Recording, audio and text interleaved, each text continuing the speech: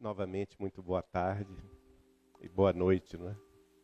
É com alegria que estamos aqui no Modesto Cravo e agradecemos aí o carinho do convite dos nossos irmãos para aqui estarmos falando um pouco sobre Chico Xavier. Nos pediram para contar casos de Chico Xavier e o tempo que temos é menos de uma hora, não é?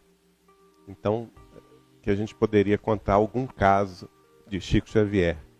Na verdade, se a gente começa a contar casos, né, do Chico, a gente vai sair daqui de madrugada.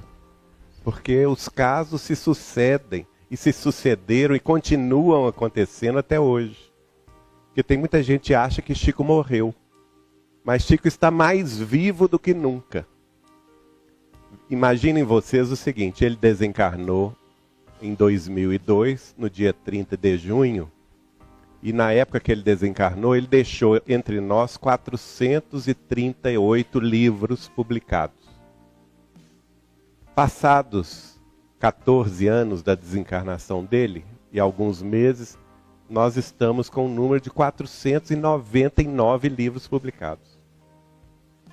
Ou seja, 61 livros foram publicados da lavra de Chico Xavier. Não é livro mediúnico não, do espírito dele escrevendo através de algum médium, não. É mensagem, é material que Chico Xavier deixou na Terra antes de desencarnar e que as diversas editoras que trabalharam com ele durante a sua existência aqui na Terra continuam desvendando, publicando material inédito. 61 livros depois de morto, né? Depois de desencarnado. Isso até é uma mensagem muito forte para todos nós, que somos espíritas cristãos e pugnamos por uma realidade insofismável que é a vida após a morte. O Chico demonstra isto para nós.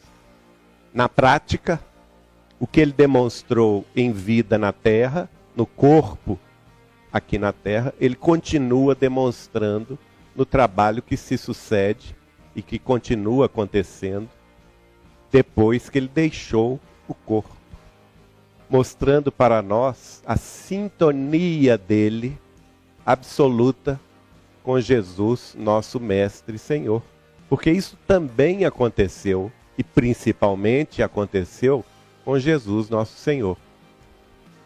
Após 3 dias de deixar o corpo físico na terra, menos de 3 dias na realidade, Jesus retorna em espírito materializado e conversa com Maria de Magdala. E depois vai conversar com os discípulos, vai conversar com os 500 da Galileia, e assim sucessivamente a mensagem da Boa Nova atravessa os 20 séculos e chega até nós. E Chico, é difícil falar de quem é Chico Xavier. Muito difícil.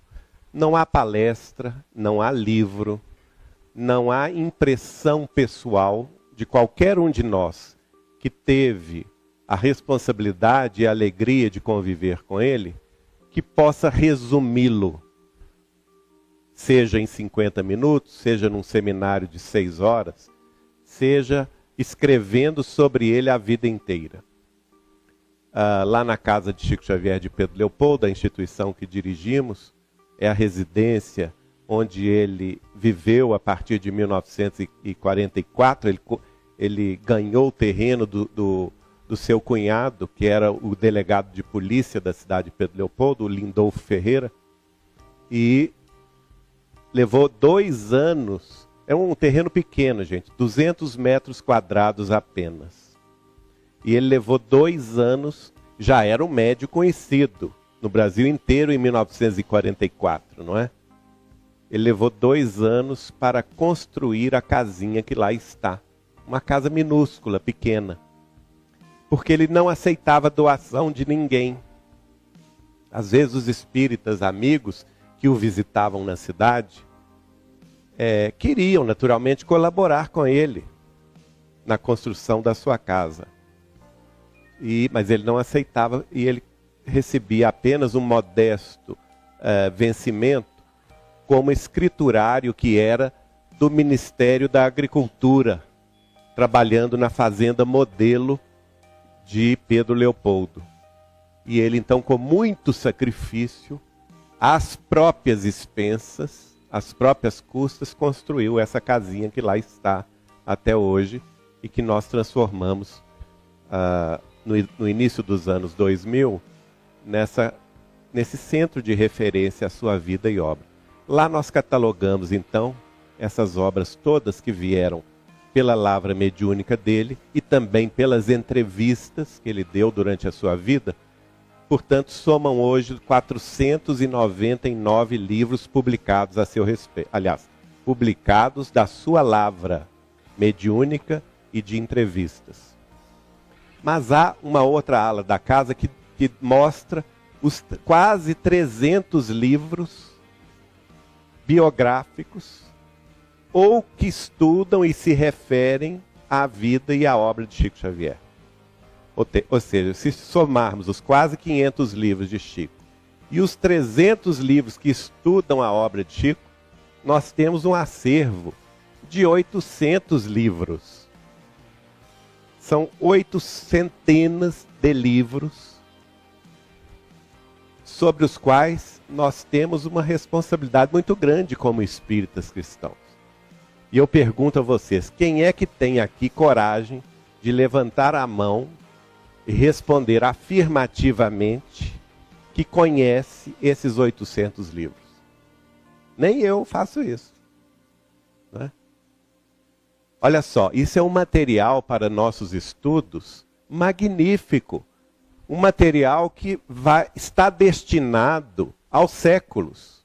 Um material que está destinado à humanidade do futuro. Não é?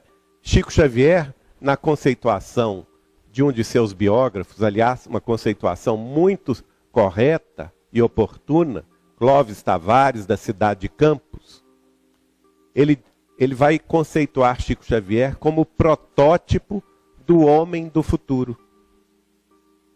E é exatamente isso que ele representa para nós. Chico Xavier é o protótipo do homem do futuro, do homem e da mulher do futuro. Aquilo que cada um de nós um dia pode ser. Cada um de nós pode se transformar naturalmente, com muito sacrifício e muitos milênios pela frente, né, Décio? Um dia nós chegaremos lá. Porque ele vai, amanhã, por exemplo, de manhã eu vou falar sobre as suas múltiplas faculdades mediúnicas. E o que são faculdades mediúnicas? Senão esse potencial de espiritualização que cada um de nós traz em si, em germen, e que uns têm mais desenvolvido do que outros, mas estamos nesse processo de aprendizado e desenvolvimento desse potencial, despertando em nós a noção de que somos espíritos eternos, que estamos destinados a deixar o corpo na campa, no cemitério, mas vencer a morte e transpor os séculos, como nos disse Neio Lúcio pela psicografia do Chico. Então o foco da nossa vida modifica-se. Porque nós já não tratamos aqui do homem material, do homem e da mulher material. Dos problemas ou dos objetivos meramente materialistas ou imediatistas da vida contemporânea. Porque vamos continuar vivendo pelos séculos, pelos milênios à nossa frente. E, portanto, os nossos objetivos têm que ser ampliados. A nossa visão tem que ser modificada. É para isso que o Chico Xavier encarnou. Para nós. Para que a nossa visão pequenina, a nossa ótica muito focada na vida material, na vida circunstancial, imediata, desta encarnação que vivemos aqui na Terra, se amplie nos horizontes da vida infinita. não é? E por isso ele escreveu tanto, e por isso ele vivenciou tanto os exemplos de amor, de virtude, de fraternidade, solidariedade, dentro do campo doutrinário que a bênção de Jesus lhe concedeu. Um verdadeiro apóstolo do Cristo em tempos modernos, né? Vivenciando aqui na terra aquilo de mais sublime que o Evangelho de Jesus e a doutrina dos Espíritos nos descortinou. Claro que ele não era um homem comum. E não venham me dizer que ele era simplesmente um médium. Porque quem diz isso não entendeu patavina da doutrina espírita. Se Chico Xavier era simplesmente um médium, o que somos nós? Baratas, formigas pelos cantos, não é? Ora, a mediunidade não se dá de um lado só. Ela não acontece unilateralmente. Ela precisa do engajamento, do compromisso, da participação, da coparticipação do médium na tarefa. Porque do contrário não há o quê? Sintonia. Não existe comunicação. Eu costumo dizer e brincar o seguinte, é a mesma questão dos aeroportos, não é? Quem já viajou de avião, seja ele um teco-teco minúsculo, a um transatlântico, né? um avião como o Airbus A380, que tem 2 andares e carrega 800 pessoas e cruza os continentes, vai saber muito bem que um A380 não pode descer num campo de terra. Não há condição técnica, não há condição prática para que um avião gigantesco desse com 800 pessoas desça no centro da Amazônia num campo de terra. Os campos de terra são próprios para os teco-tecos, para os aviões menores, aviões de hélice, não é? Um avião desse porte tem que descer num super aeroporto intercontinental, preparado para receber as multidões. E se a gente comparar os espíritos superiores com esses grandes aviões, eles só podem descer em grandes e magníficos aeroportos, que vão recebê-los com a devida sintonia. Assim eu faço essa comparação com Chico Xavier, né?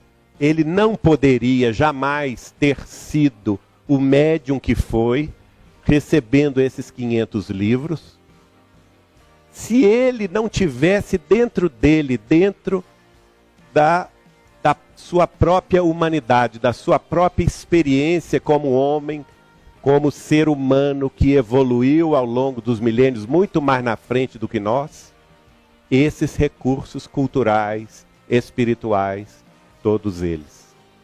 Se ele não os tivesse, ele não teria recebido os livros que recebeu. Se ele não conhecesse de outras vidas o descortino da história humana, ele não teria recebido os romances épicos que recebeu. Há 2000 anos, 50 anos depois, Paulo e Estevão, Renúncia, Ave Cristo, que não são romances para a nossa distração, não, minha gente. São trabalhos de profunda significação para a história da humanidade. Recolocam a história do cristianismo no seu devido lugar. E alguns deles, já estudados hoje sob a ótica da história oficial, trabalhos, eu estou me referindo a trabalhos de mestrado e doutorado sobre a vida romana do primeiro século, na época do Cristo, que foram publicados depois do ano 2000,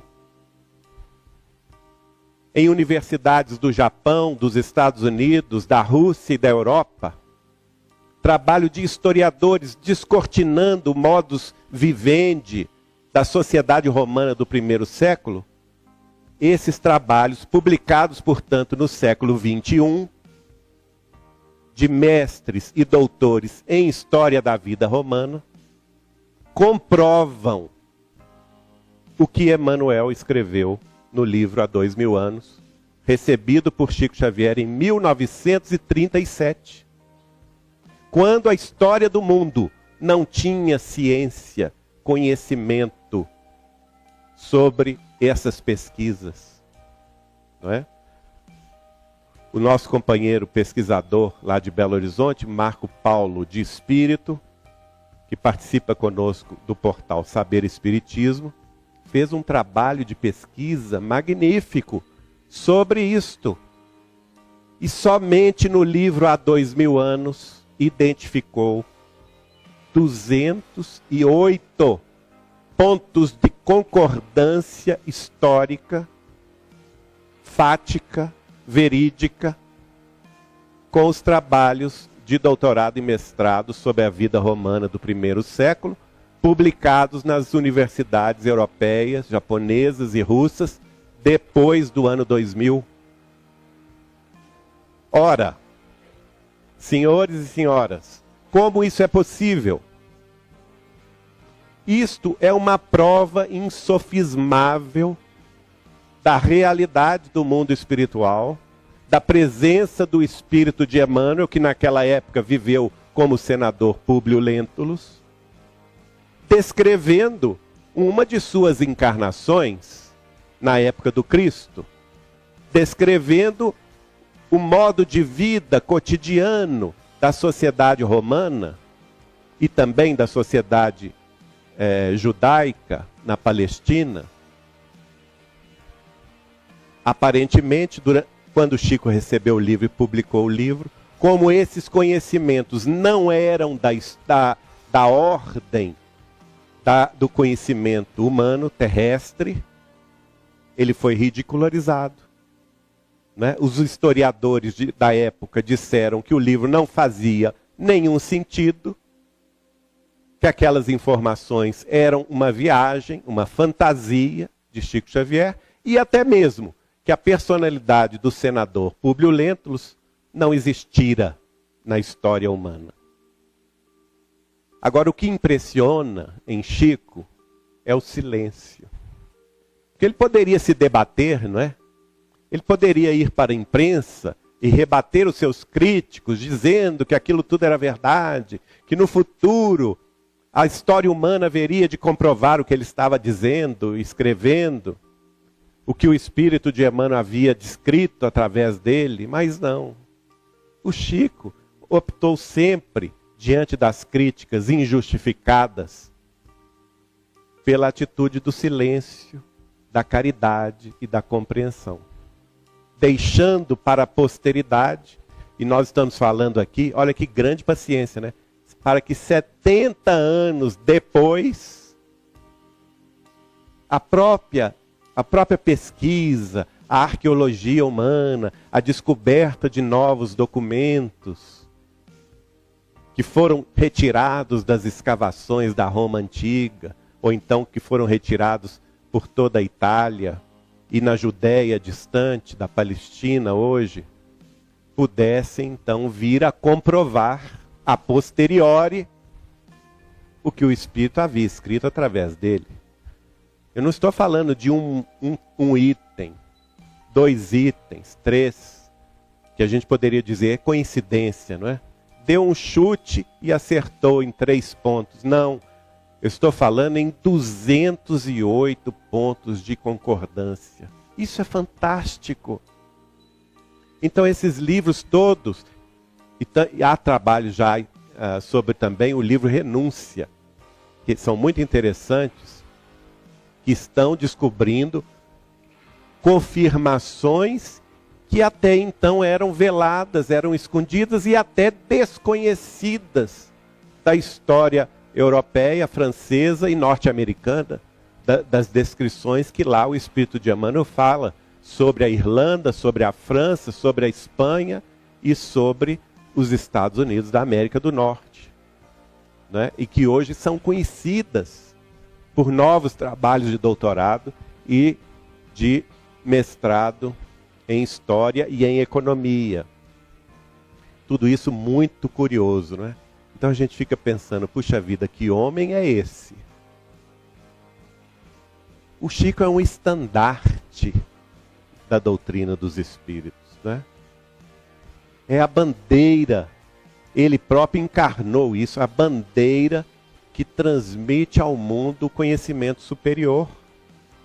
O que ele escreveu, na realidade, está destinado sim ao futuro da humanidade. E por isso ele foi tão incompreendido pelos seus contemporâneos. Por isso ele foi tão combatido no início da sua mediunidade, inicialmente pelos contrários da doutrina dos espíritos.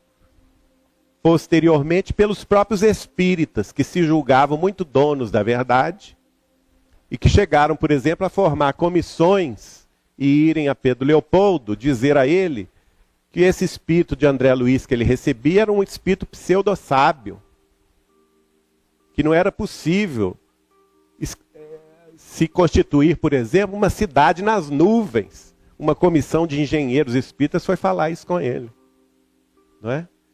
E houve comissões de médicos daquela época, viu, doutor Décio?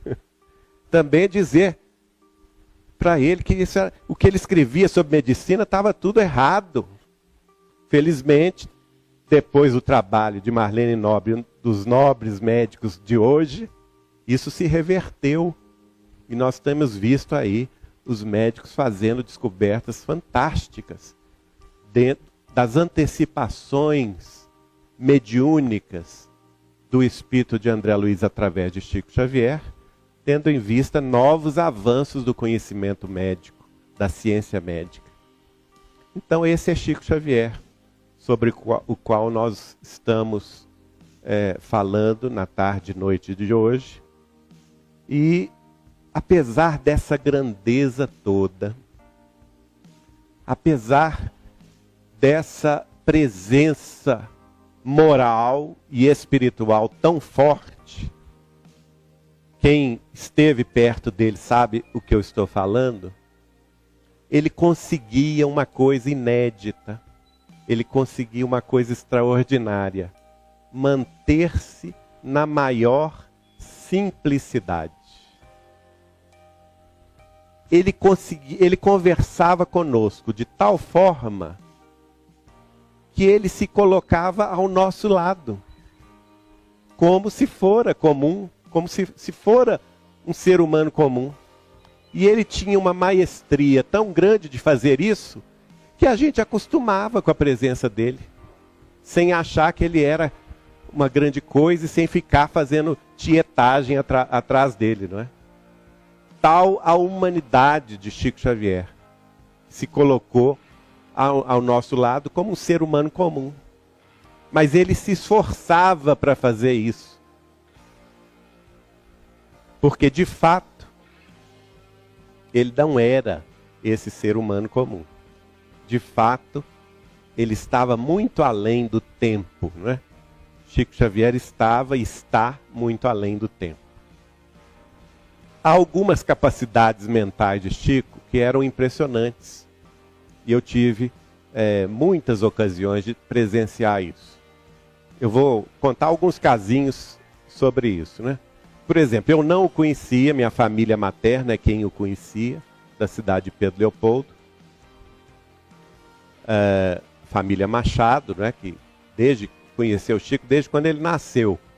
Porque ele nasceu numa casa que os pais dele moravam em metade da casa e meu tio bisavô morava na outra metade.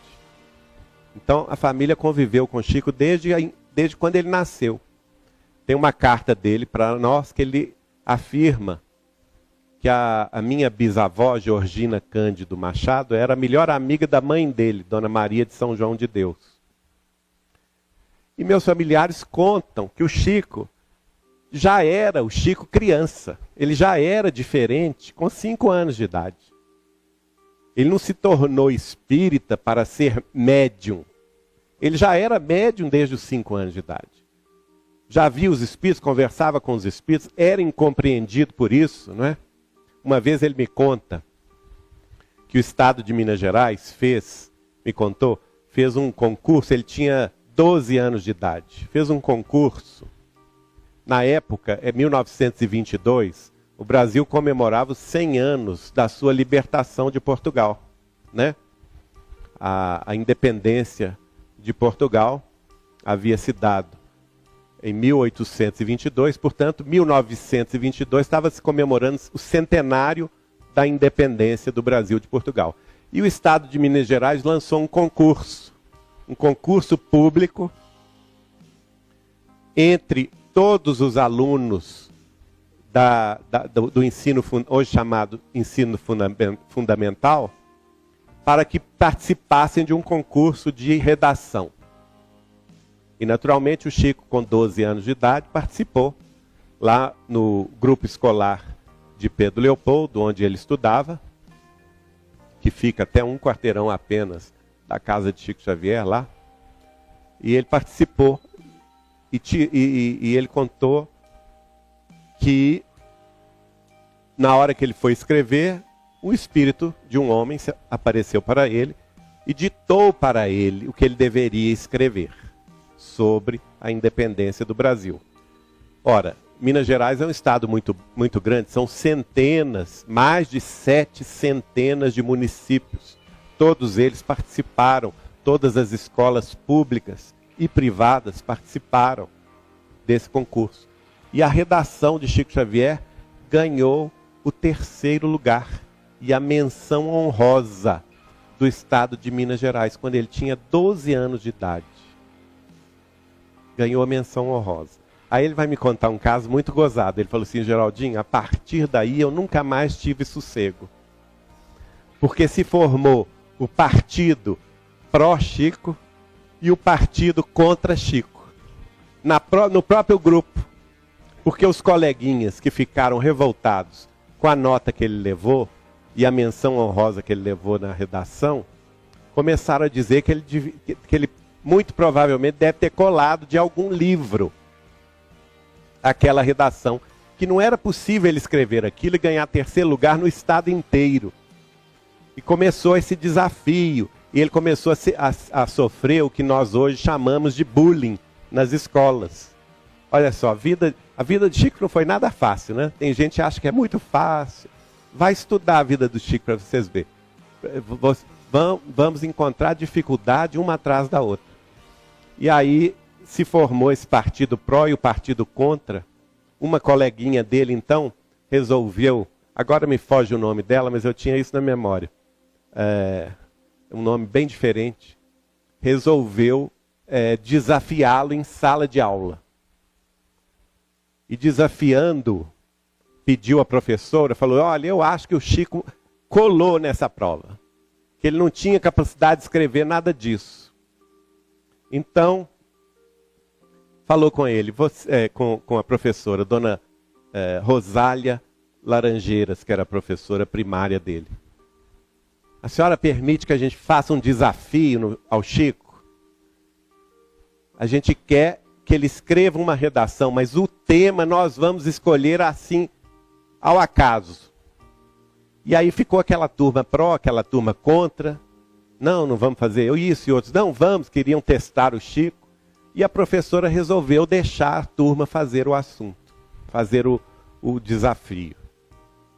E essa coleguinha levantou, puseram o Chico lá na lousa, com 12 anos de idade, e a coleguinha levantou-se e deu o tema: escreva sobre a areia.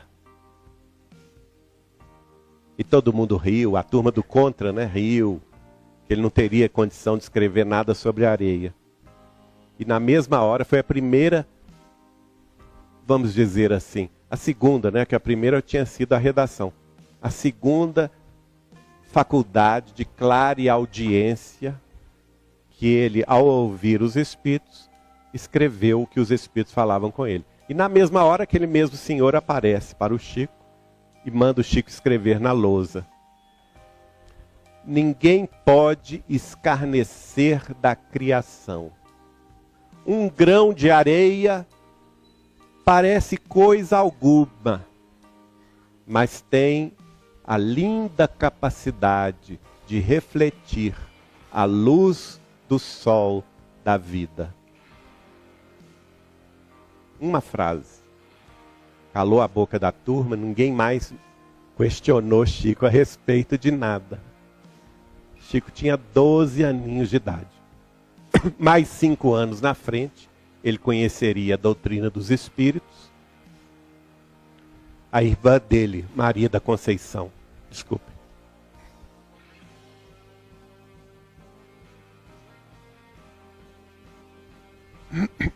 A irmã dele passou pelo problema da obsessão espiritual. O pai, os irmãos já tinham se consultado com os médicos de Pedro Leopoldo, de Sete Lagoas, de Lagoa Santa, de Sabará, foram a Belo Horizonte, nada de solucionar o problema, que o problema era a obsessão espiritual. A família era católica. O Chico nasceu numa família católica. E aí acontece um fato, que alguém fala com o pai de Chico, que eles lançassem mão da ajuda de um casal, José Hermínio Perácio e Dona Carmen Perácio, um casal espírita da cidade de Belo Horizonte. Então alguém vai chamar esse casal. E o casal viaja, naquela época não havia estrada entre Belo Horizonte e Pedro Leopoldo, era só o trem de ferro. Eles tomam um trem, vão a Pedro Leopoldo, 1927, maio, 7 de maio. E levam o Evangelho segundo o Espiritismo e o Livro dos Espíritos. E nessa reunião, na casa da família Xavier, onde Chico residia com seu pai e seus irmãos, eles fazem a primeira reunião mediúnica da qual Chico participara nesta encarnação. E Dona Carmen, muito inspirada, fala com ele para conversar com o espírito obsessor. A primeira tarefa de Chico foi doutrinar o espírito obsessor. Pouca gente sabe disso, né? Ele viu os espíritos obsessores durante a reunião. Dona Carmen fala com ele, não, conversa com eles. Você tem condição de conversar com eles. E ele então vai conversar com os espíritos obsessores da sua irmã. E vai doutriná-los para o bem, não é? Vai convocá-los ao perdão, à caridade. E a reunião se processa. Depois da reunião, o casal Perácio entrega os 2 livros de Kardec ao Chico. Ele tinha, portanto, como ele nasceu em 2 de abril de 1910, ele tinha 17 anos. Nesta encarnação. E aí ele vai nos revelar uma coisa muito curiosa. Todos os biógrafos dele vão contar esse fato. Que ele conheceu a doutrina espírita com 17 anos, em 1927. Só que ele vai nos contar um fato muito curioso. Quando durante muitos anos, muitos familiares meus falavam que ele era a reencarnação de Kardec. Eu, como jovem, não acreditava. O jovem sempre do contra, né? Que eu achava diferente, muito diferente, uma personalidade da outra. E aí, eu tinha vontade de perguntar a ele se ele era Kardec.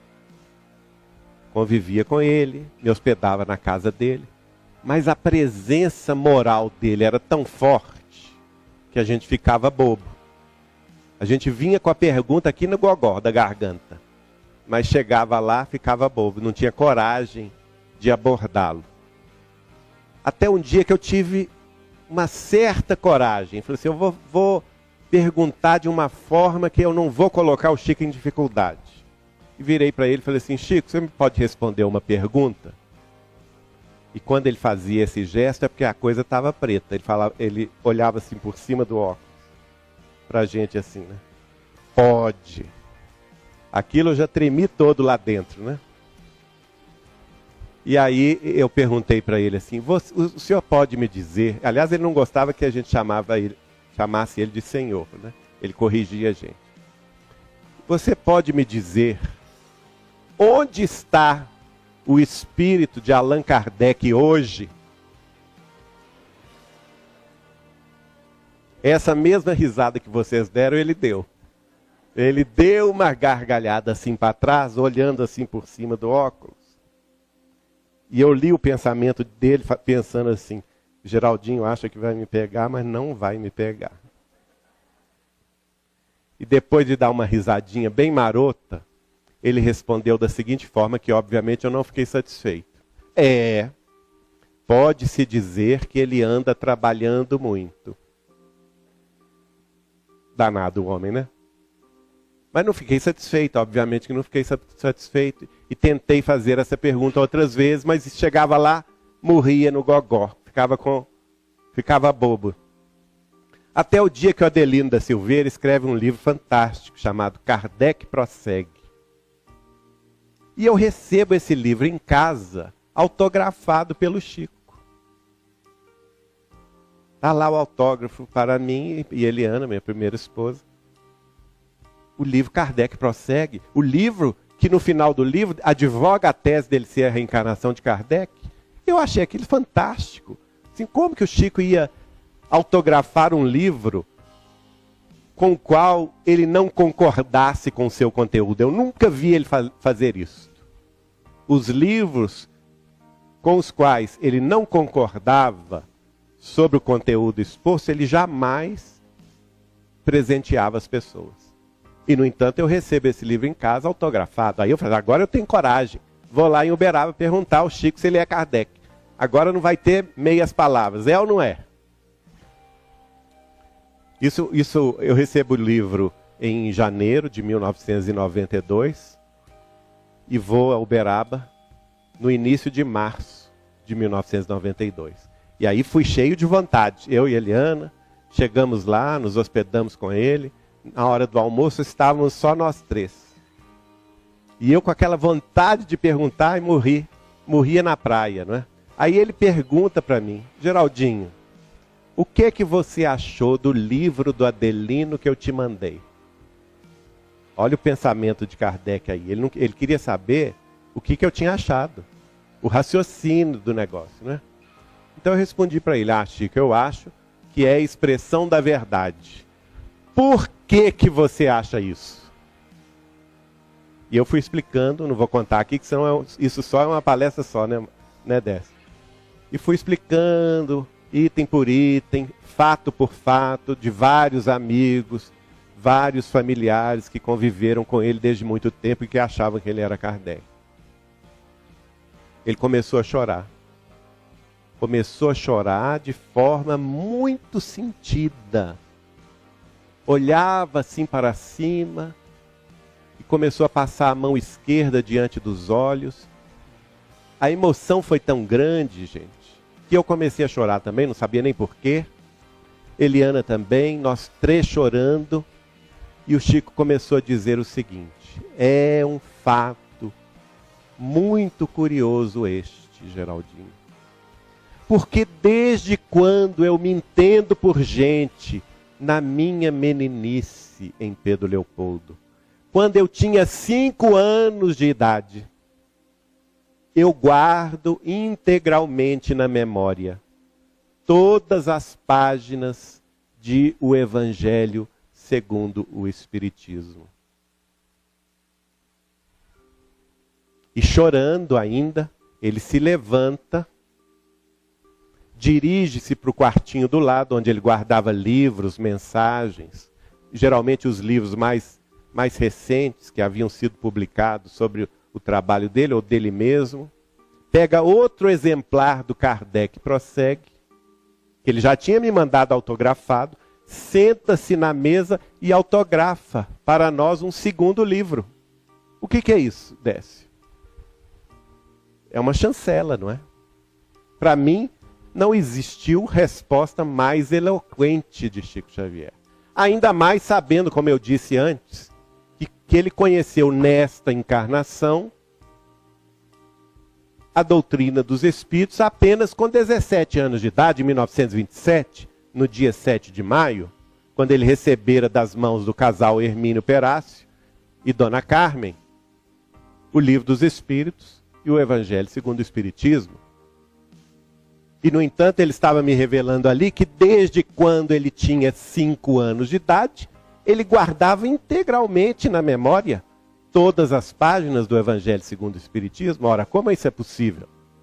Se não fora ele mesmo, o codificador, na sua memória profunda, capaz de armazenar esse conhecimento pretérito e que estava patente desde quando ele reencarnara e acordou para a vida aos 5 anos de idade, não é? Então Chico assombrava a gente com isso.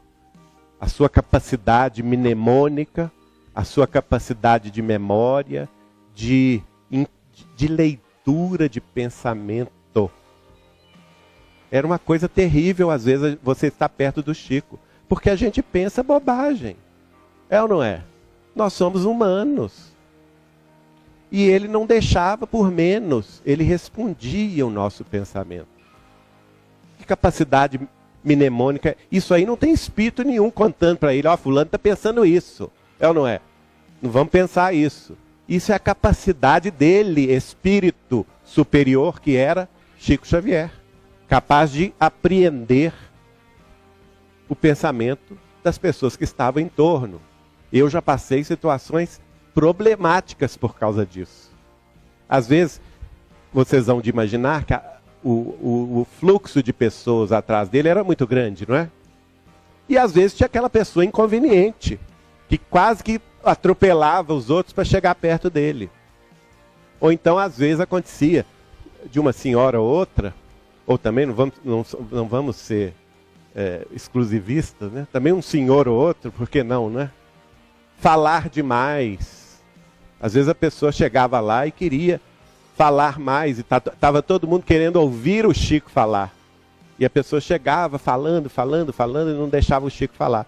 E claro que a gente pensava mal dela, não é? É ou não é? Se vocês estivessem lá, vocês também pensariam mal, né? Mas essa mulher poderia tanto ficar calada, não é? Isso eu estou sendo caridoso, viu, gente? Porque, na verdade, a gente falava mais bobagem. Pensava alto mais bobagem, né? Mas que desgrama, para não falar outra palavra, né? Essa senhora não fecha a boca e nós queremos ouvir o Chico e ela está aqui falando uma ladainha sem fim. Não se assustem, porque passava 10 minutos, 15 minutos, meia hora, a situação modificava-se, a pessoa ia embora. O Chico olhava para a gente firme, justamente para a pessoa que tinha pensado mal dela, e falava assim: Geraldinho, a dona fulana que acabou de sair daqui é uma pessoa extraordinária. Imagine você que ela não tem família, não tem com quem conversar. E a gente ia pôr na carapuça e descendo, né? Dando lacinho. E se pudesse, a gente enfiava debaixo da mesa e falava assim: cala a boca, Chico. Já recebi a lição, né? E ele continuava: imagine que ela não tem família, não tem com quem conversar. É uma senhora de posses, não tem herdeiros, e todo o dinheiro dela ela destina aos ancenianos da cidade de tal. Ela vai ao leprosário, à casa dos ancenianos, 3, 4 vezes por semana, lava-lhes as feridas, e a gente ia se sentindo um lixo, né? Meu Deus do céu! Mas isso era necessário, não é? Que assim acontecesse, para a gente ter a lição do não julgar. O Chico nos dava essas lições práticas, viu, gente? No dia a dia. A lição do não julgar. Através, nos mostrando além das aparências. Além das situações transitórias. Que são aquelas que normalmente a gente vê com os olhos do corpo, não é? A gente vê as situações transitórias. As belezas ou as feiuras transitórias do corpo. E a gente não conhece a alma das pessoas que ele via. Certa ocasião também aconteceu um fato muito curioso. Uma senhora jovem, muito bonita, muito educada. E ela havia perdido um filho. E ela chegou perto de Chico, ali na casa dele, ele sentado à mesa do seu almoço, do seu jantar. E depois do almoço, geralmente algumas pessoas que estavam mais necessitadas, ele atendia ali mesmo. E essa senhora era uma jovem senhora, estava sendo trazida por amigos. Naturalmente que a gente percebeu que ela não conhecia muito da doutrina espírita, ela estava sofrendo a perda do filho. Era uma senhora bastante jovem ainda, talvez nos seus 20 e muitos anos. E ela era tão educada, e ela chegou-se perto de Chico, e ela ia falando com Chico bem baixo, mas muito educada, pedindo a ele que recebesse a mensagem do filho. E eu fiquei muito impressionado com a reação do Chico, porque o Chico estava com medo dela. Ele arregalou um olho para ela, e assim, ele foi na cadeira, fazendo assim com o corpo, como quem se afasta de uma agressão. E eu fiquei muito impressionado com essa cena. E eu pensei assim, gente, alguma coisa está acontecendo que nós não estamos vendo, né? Nós não estamos entendendo. E aí, depois que a senhora foi embora, todo mundo foi embora, eu perguntei ao Chico, Chico, o que é? Eu notei algo diferente em você quando você atendeu aquela jovem senhora sofredora de ter perdido o filho. O que houve? Ele falou comigo, Geraldinho, você notou como ela era educada? Como ela falava baixo, no corpo? Se notei, Chico. O que você notou que eu não notei? Eu disse, meu nego. Ela gritava comigo. O perispírito dela, ela fora do corpo, gritava comigo. O senhor tem obrigação de receber a mensagem do meu filho. Eu estou sofrendo muito. Eu quero a mensagem do meu filho e você tem que receber essa noite. Senão eu vou lhe bater. Olha só, como a gente se engana com as aparências, né? Uma senhora tão educada, falava tão baixo. E, no entanto, a aparência espiritual dela pôs medo em Chico Xavier. Tudo isso nos mostra essa capacidade mental do Chico, tão fora do nosso tempo, né? Tão fora da nossa realidade. E sem dúvida nenhuma, nós ainda vamos ter que estudar muito sobre ele para compreender Chico Xavier. Como eu disse, ele tinha todas as mediunidades. Uma das mediunidades mais extraordinárias que Chico Xavier tinha é a mediunidade eu vou falar um nome aqui que não é um nome espírita, mas justamente para provocar vocês. É a mediunidade da profecia.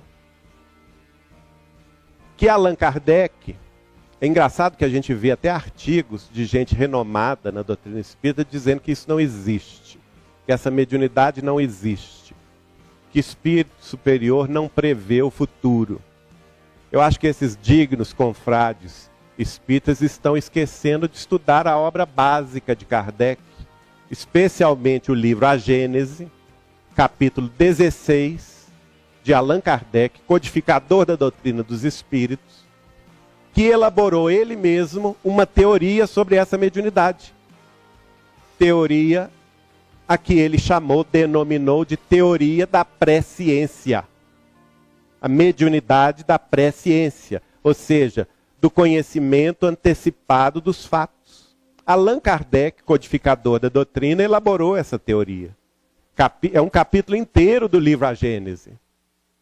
E nós espíritas, ou que nos dizemos espíritas, estamos deixando de estudar a obra básica de Kardec.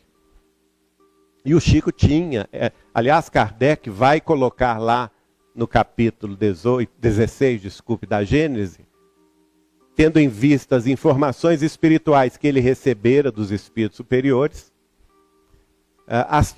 todas as pré-condições necessárias para que o espírito encarnado como médium, ou o espírito desencarnado, possa visualizar o futuro e escrever sobre o futuro.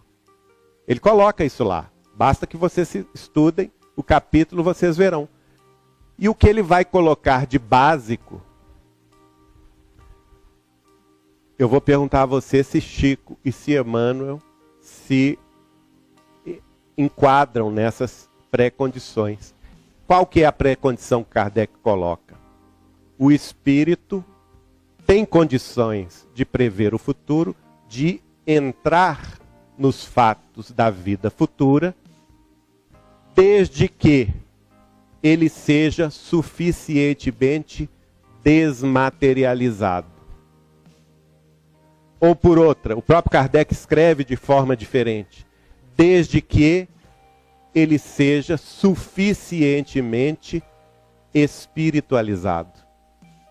Quanto mais espiritualizado, quanto mais desapegado da matéria, mais ele tem capacidade espiritual de enxergar os fatos futuros, sejam eles particulares, cotidianos ou da humanidade. Está lá no livro A Gênese. Aí eu pergunto a vocês, Chico Xavier no plano físico e Emmanuel no plano espiritual se enquadram dentro dessas condições, pré-condições? Alguém duvida? Um homem que dedicou a vida inteira aos outros, em renúncia suprema, absoluta, sem receber um centavo sequer das suas produções, não é?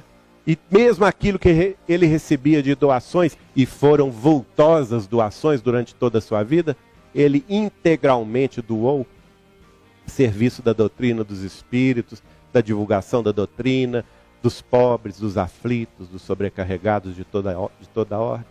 Ele se enquadra perfeitamente dentro das pré-condições de Kardec. E ele tinha essa mediunidade espantosa de ver o futuro. Na hora até da previsão, a gente até não entendia o que o Chico estava nos dizendo. Um exemplo prático. Meu pai passou pelo problema do mal de Alzheimer. Foi diagnosticado no ano 2000, um pouco antes da virada do ano 2000. Chico Xavier nos avisa disto, a mim, a minha mãe e a minha tia-avó, numa conversa na casa dele de Uberaba, em 1984. 16 anos antes de meu pai ser diagnosticado com mal de Alzheimer.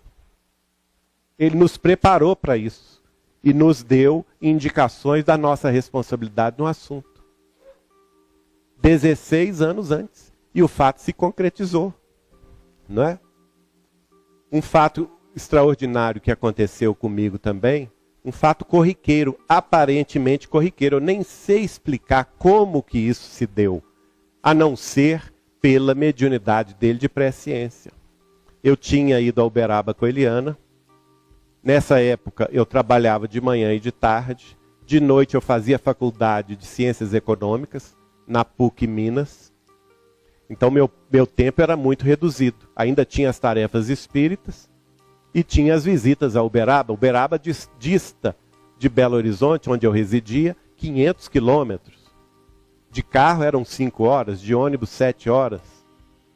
Então era trabalhoso para nós sair de Belo Horizonte quinta-feira à noite ou sexta-feira de manhã, ir para Uberaba, participar exaustivamente das reuniões do Chico, sexta, sábado e domingo, para retornar na segunda-feira a Belo Horizonte e continuar no ritmo do trabalho e das atividades.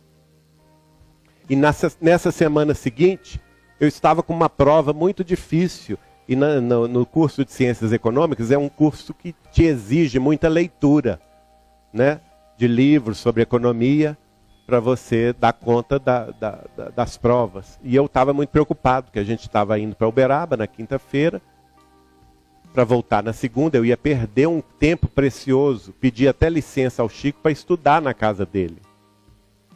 E aí nós saímos da reunião do Grupo Espírita da Prece, lá em Uberaba, Como sempre, a reunião avançava na madrugada. Era sábado, madrugada de domingo, sábado à noite, madrugada de domingo. Saímos da casa de Chico, aliás, do grupo da prece para a casa de Chico, lá por volta das 2h30 da manhã. E chegando na casa do Chico, tomamos ali um lanche rápido. Eu falei com ele: Chico, eu vou voltar para Belo Horizonte. Agora. Eu estou bem, estou cheio de força, de energia, estou aceso. Se eu pegar a estrada agora, eu pego, são 5 horas direto, porque não tem trânsito esse horário da madrugada. E ele falava comigo: não, você não vai esse horário. Só que eu era mais teimoso do que ele, embora sejamos todos arianos, né? Eu também sou de Abril. E aí, venceu a minha teimosia. Eu falei com ele: não, eu preciso ir a Belo Horizonte, porque eu me conheço. Se eu ficar aqui o domingo, eu vou ficar aí no papo com você, e eu vou acabar saindo daqui segunda-feira, e eu vou ter muito pouco tempo de estudar. E vou mal na prova. Aí ele concordou comigo. Não, aí ele falou assim: então vá. Mas uma coisa eu te digo. Quando vocês estiverem chegando, começando a descida da Serra das Alterosas, quase na entrada da cidade de Campos Altos, que é a estrada entre Uberaba e Belo Horizonte, não é? Na hora que você estiver começando a descida das Alterosas, vocês vão ver um homem no meio da rodovia, vestido de guarda rodoviário da Polícia Rodoviária Federal. E ele estará, aí ele se levantou da cadeira e fez o gesto.